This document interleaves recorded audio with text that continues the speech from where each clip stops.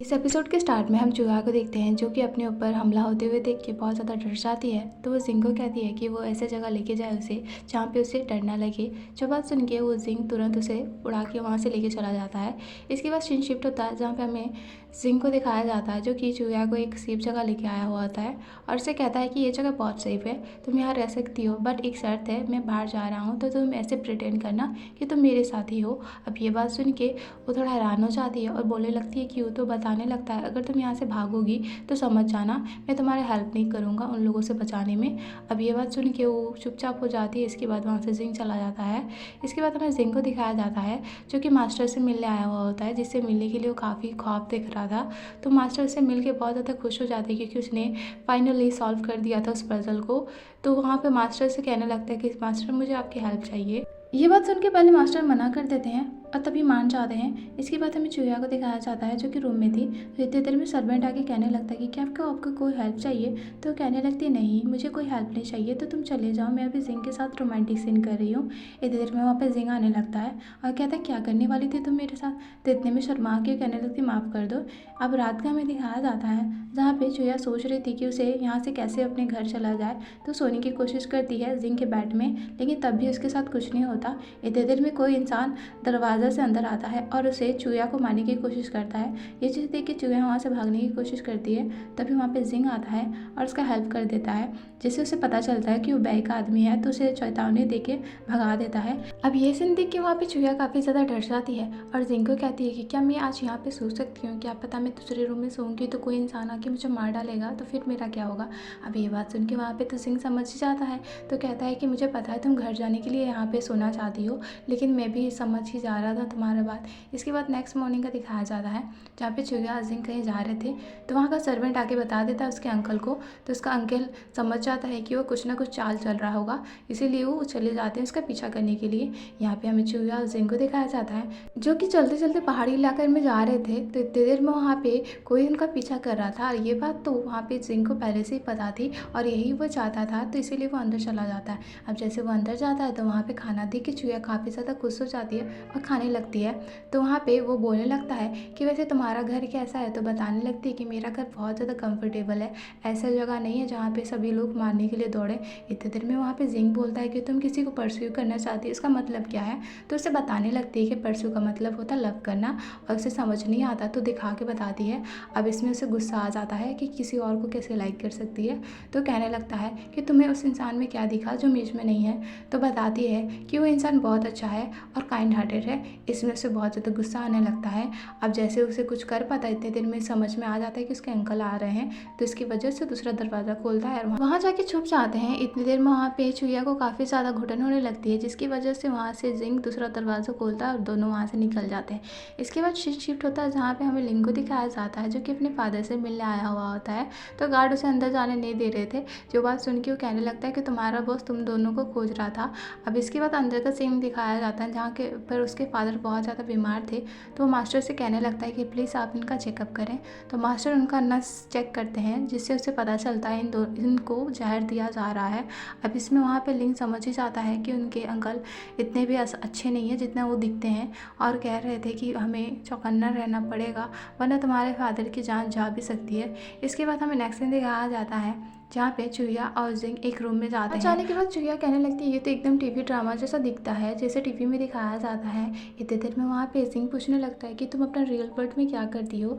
तो बता देती कि मैं फैशन डिज़ाइनर हूँ, जिसमें उसे समझ में नहीं आता तो बता देती है कि मैं कपड़े सिलती हूँ। अब ये बात सुन के उसे हंसी आने लगती है और कहता है कि वाह तुम एक तो टेलर हो। अब इसमें कहने लगती है कि कोई आम सा टेलर नहीं हो, तुम्हें पता नहीं है। और उसे बता रही होती है कि रुको मैं तुम्हारा कपड़ा का नाप लेती हूँ।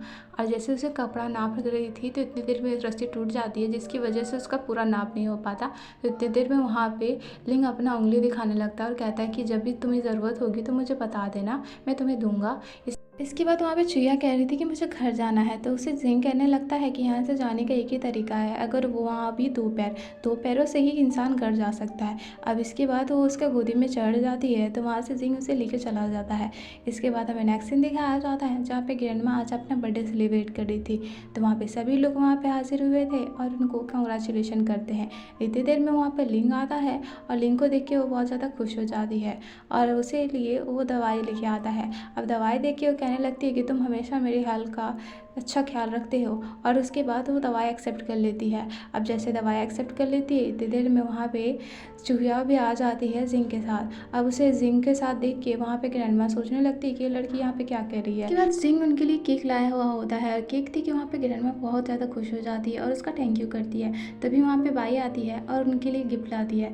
अब गिफ्ट देख के वो भी बहुत ज़्यादा खुश हो रही थी। इतनी देर में वहाँ पे बाई कहने लगती है कि मुझे ये लड़की बहुत अजीब लग रही है, इसका ना बैकग्राउंड है ना कुछ, मुझे तो लगता है हमारे दुश्मन थे उसकी फ्रेंड हो सकती है। अब ये बात सुन के सभी लोग गॉसिप करने लगते हैं। इसके बाद नेक्स्ट सीन दिखाया जाता है जहाँ पे अंकल का दिखाया जाता है जो कि उस गुफा में थे। इतनी देर में सर्वेंट आके कहने लगते हैं आपने हमें बुलाया है।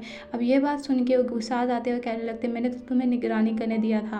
और वो समझ जाते हैं कि वहाँ पे जिंग ने उन्हें उल्लू बनाया है। इसके बाद हमें चूहिया को दिखाया जाता है जहाँ पे पनिशमेंट मिल रही थी उसे, तो वो बहुत ज़्यादा डर रही थी। तो वो जाके कहने लगती है और ग्रैंडमा को कहती है कि मैं तो एक ब्यूटिशियन हूँ और मैं आपकी ब्यूटी को देख के समझ ही जाती हूँ कि आप बहुत ज़्यादा सुंदर हैं, लेकिन आपको थोड़ा ब्यूटी ट्रीटमेंट की चाहिए होगी। ये बात सुन के वो ग्रैंडमा भी समझ जाती है और खुश हो रही थी कि उसे फाइनली कोई ऐसा मिला जो कि उसकी ब्यूटी पर ध्यान देता है। अब ये बात से वहाँ पे बाई कहने लगती है कि ये तो दुश्मन है, आप कैसे इसे फ्रेंड बना सकती है। बट वो कहती है नहीं, ये बहुत काबिला तारीफ इंसान है, हमें इसके साथ दोस्ती करनी चाहिए। और उसके बाद ग्रैंडमा और उसकी बहुत अच्छी खासी दोस्ती हो जाती है। ये बात से वहाँ पे बाई को बहुत ज़्यादा मुँह जलने लगता है क्योंकि उसने जो सोचा था उसका उल्टा हो रहा था। और यहाँ पे हमें दिखाया जाता है जहाँ पे फाइनली जिंग के फादर आ जाते हैं उनके अंकल के साथ। उन्हें आते देख के वहाँ पे ग्रैंडमा उसे बैठा देती है। अब माहौल बनते देख के वहाँ पे जिंग के अंकल अपना तक काम करने लगते हैं और कहते हैं कि मैं सोच रहा था कि मैं अपनी बेटी और जिंग का रिश्ता तय करा दूँ। तो वहाँ पे जिंग समझ ही जाता है कि उसके अंकल कुछ ना कुछ कर रहे हैं, तो वो बोलने लगता है कि मैं ये शादी नहीं कर सकता क्योंकि मेरी ऑलरेडी एक फियांसे है।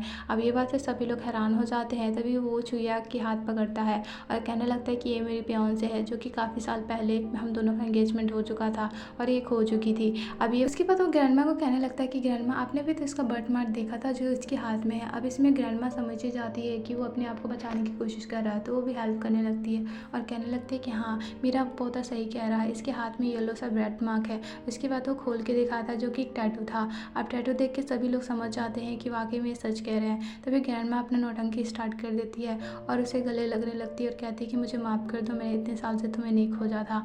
और कहने लगती है इन दोनों का ही शादी होगा। इसमें उसके फादर मना कर रहे थे, लेकिन उसकी बात सुन के वहाँ पे ग्रैंडमा कहने लगती है कि अगर तुमने इस शादी के खिलाफ भी किया तो मैं अपनी जान दे दूँगी। जो बात सुन के सभी लोगों को मानना पड़ जाता है और फाइनली वहाँ पे शादी तय हो जाती है चूहिया और जिंग की। इसके बाद हमें रात का दिखाया जाता है जहाँ पे चूहिया सोई हुई थी और सोच रही थी कि आज वो घर चली जाएगी। इतने दिन में वहाँ पे जिंग आता है और अपनी बेड में सोने की कोशिश करता है। उसे वहाँ पे सोता हुआ देख के वहाँ पे चूहिया कहने लगती है कि ये बेड मेरा है, मैंने कहा था कि आज के लिए मैं ये बेड लूँगी, तुम यहाँ से हटो। अब ये बात सुन के वो कहने लगता है कि मैंने सोने की परमिशन दी थी, मैंने ये तो नहीं कहा था कि मैं यहाँ से हट जाऊँगा, जिसमें वो हंसने लगती है। इसके बाद वहाँ पे जिंग कहता है कि वैसे तुमने मेरी आज हेल्प क्यों की। इसमें वो कहने लगती है कि तुमने मेरी काफ़ी हेल्प की है, बस मैं चाहती थी कि मैं तुम्हारी हेल्प करूँ और बुरे लोगों से तुम्हें बचाऊँ और कुछ नहीं। इसमें वो बताने लगती है कि मैं जल्दी ही घर चली जाऊँगी जहाँ पर मैं अपने प्रिंस चार्मिंग से मिलूँगी।